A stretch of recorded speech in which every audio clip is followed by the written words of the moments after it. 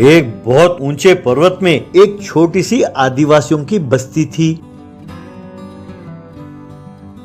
उस बस्ती के कुछ आदिवासी पर्वत पर खेती करते थे और कुछ आदिवासी वहां पहाड़ों पर जड़ी बूटियां इकट्ठा करते थे। उस पर्वत के शिखर पर बड़े बड़े मधुमक्खी के छत्ते थे। उनमें से शहद निकालना जान जोखिम में डालने वाली बात थी।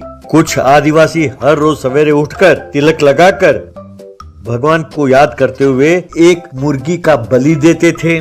फिर बड़े बड़े रस्सियों को लेकर वो पहाड़ की चोटी पर पहुंचते। उसके बाद हरे घास को काटकर वो डंडों के साथ बांधते थे।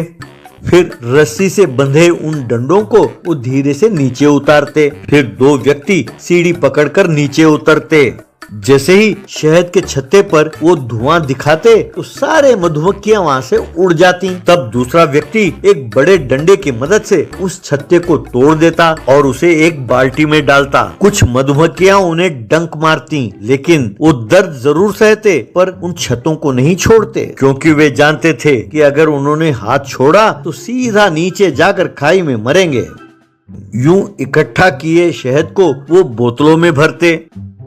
फिर वो शहर जाकर वो शहद और बाकी जड़ी बूटियां बेचकर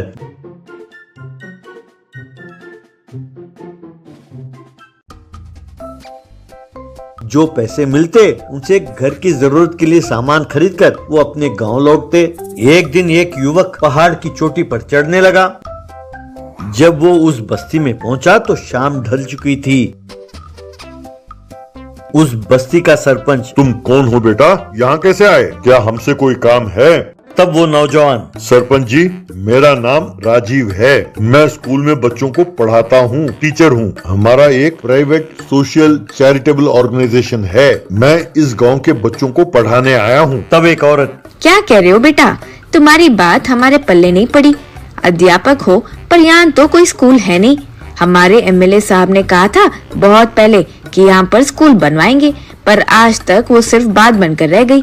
चुनाव होने के बाद वो यहाँ आते ही नहीं। तब राजीव, हमारी संस्था एक एनजीओ है। कुछ पैसे वाले साफ मन के साथ हमें पैसे देते हैं लोगों की सेवा करने के लिए, और उन पैसों से हम यूं दूर दराज के बच्चों को पढ़ाते हैं। हमें किसी बिल्डिंग की जरूरत नहीं है। हम तो पेड़ के नीचे बैठ के भी बच्चों को पढ़ा सकते हैं। तब एक और व्यक्ति, पर बेटा, हमारे बच्चे पढ़कर करेंगे क्या? अगर यहीं रहे तो कम से कम खेती बाड़ी या मधुमक्खी के छत्ते से शहद निकालना या जड़ी बूटी इकट्ठा करना, ऐसे कोई ना कोई काम करते रहेंगे। कल उनको अपना परिवार भी तो ऐसे ही चलाना है। तब राजीव, पर ये तो गलत है ना सब। बच्चों के लिए पढ़ना बहुत जरूरी है। कृपा करके बच्चों को पढ़ने दें, उनका भविष्य उज्जवल होगा। आप मुझ पर भरोसा करें। यूं कहा। तब वे सब एक दूसरे के साथ बात करने लगे और सोचने लगे। तब राजीव, चलिए एक काम कीजिए, दिन भर आप उन लोगों को आपके साथ काम करने दें, शाम को मेरे पास पढ़ने के लिए भेज दिया करें। ये बात सुनकर सब मान गए।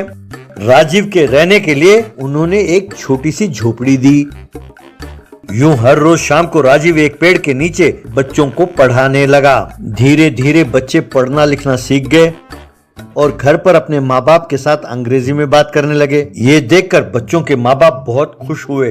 सबने राजीव की खूब प्रशंसा की। उन्होंने कहा कि वो बच्चों को अपने साथ काम पर नहीं ले जाएंगे और राजीव से विनती की कि बच्चों को दिन भर वो पढ़ाए। ये सुनकर राजीव बहुत खुश हुआ।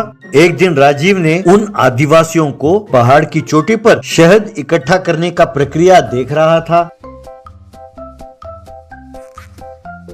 तभी एक व्यक्ति को मधुमक्खियों ने खूब डंक मारा। उससे दर्द सहा नहीं गया और उसकी हाथ छूटे और नीचे पत्थरों में जाकर गिरकर मर गया। ये देखकर सब रोने लग गए। जो आदमी मर गया उसकी पत्नी और बच्चे भी रो रहे थे। ये देखकर राजीव बहुत दुखी हुआ। उसे लगा कि पेट भरने के लिए यूं जान को जोखिम में डालना गलत बात है। तभी राजीव को एक उपाय सूझा। वो शहर गया और एक ड्रोन को खरीद कर ले आया। फिर वो उस ड्रोन को एक मैकेनिक के पास ले गया और उस उपकरण में जो जो परिवर्तन चाहिए थे वो मैकेनिक को समझाया और उसे करके देने को कहा। फिर वो उस ड्रोन को लेकर बस्ती में गया और उन बस्ती वालों से, मेरे प्यारे भाइयों और बहनों, आप शहद इकट्ठा करने के लिए अपने जान को जोखिम में डालते हैं। ये देखकर मुझे बहुत दुख हुआ। आज टेक्नोलॉजी बहुत आगे बढ़ चुका है और आज भी आप लोग वही पुराने तरीके अपना रहे हैं, अपने जान को जोखिम में डाल रहे हैं शहद के लिए। इसीलिए मैंने ये उपकरण तैयार कराया है आपके लिए। ये जाकर शहद इकट्ठा करके लाएगा। तब गांव का सरपंच, ये शहद इकट्ठा करेगा, पर कैसे बेटा? वैसे ये है क्या? तब राजीव, इसे ड्रोन कहते हैं। आइए आपको दिखाता हूँ कि ये कैसे काम करता है। यूं सब पहाड़ की चोटी के पास आए। रिमोट की मदद से राजीव ने ड्रोन को उड़ाया। ड्रोन छत्ते के पास आई और पहले धुआं छोड़ा। बस सारे मधुमक्खियां वहां से उड़ गईं। फिर ड्रोन एक चाकू की मदद से उस छत्ते को काटने लगी और ड्रोन के दूसरे बाजू में जो बाल्टी थी उसमें छत्ते जमा होने लगे। इस तरह ड्रोन शहद को इकट्ठा करके नीचे उतरी। ये देखकर सारे आदिवासी ताली बजाने लगे। राजीव, ऐसे और ड्रोन आप सब खरीद सकें और बैंक इसके लिए आपको ऋण दे, इसका प्रबंध मैं करूंगा और आपको ये भी सिखाऊंगा कि इसका इस्तेमाल कैसे करते हैं। अब से कोई अपना जान जोखिम में नहीं डालेगा। यूं कुछ दिनों बाद सब आदिवासियों को टेक्नोलॉजी के प्रयोग करते हुए शहद जमा करते हुए देखकर राजेश बहुत खुश हुआ।